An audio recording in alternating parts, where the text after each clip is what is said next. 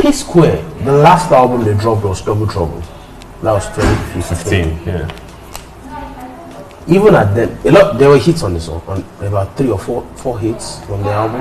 Yeah, there were 3 or 4 hits from the album. But by the time they started fighting, the first fight that they had that was well publicized, we've been hearing rumblings on the ground. Yeah, that was before 2012, okay. 2011, 2010, time that they slapped each other after their mom died, a lot of things. One of them has been having good songs. He's had 2 or 3 songs that have been really big. So if Psquare was to come back right now, could they really do so?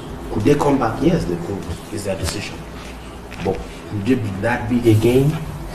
From all indications right now, where everybody is struggling to create hits, craft hits in the Nigerian soundscape, it's going to be really difficult. So we can't say no, because all it takes is one hit.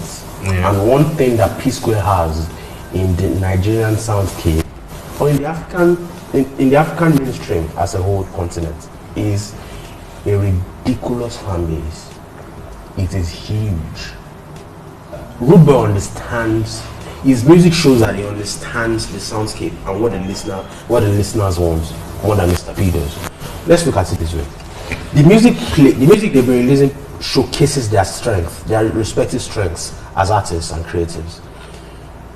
In Psquare, for example, in the early days, when they released the Last Night on That Timbuktu, and they got the first Cora Awards in 2001, 2002, those guys, they were both dancers. What we thought at the time was that they were both singers. But by the time they released Busybody video, Rudeboy has stopped dancing, largely. He would dance in some videos once in a while. But largely, even on stage performances at the Mama Awards in 2008, Rudeboy didn't dance. If Psquare comes together today and say, we want to go on a tour, all those locations will be packed. Last year, Rudeboy sold out a stadium in an African country. When he was performing Rudeboy, the place went crazy. Imagine if the 2 of them were to come together. Don Jazzy said on Loose Talk podcast that you were on, and he said the reason why they made the love theme music on the Entertainer album was because Psquare would come back and say, "We are still there, yeah? We don't want to stadium. We are making money." So they were like, "We have to be able to make." So that was why Fall in Love came out. Igwe and records like records like Igwe that appeal to a certain audience. So as much as and even in Guguro Feli in a way, because the sound was different. So how is it that Rudeboy is still winning and Mr. P is still getting money? They will always get money.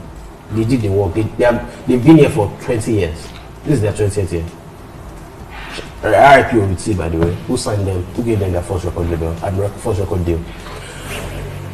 At the end of the day, there's nothing to say.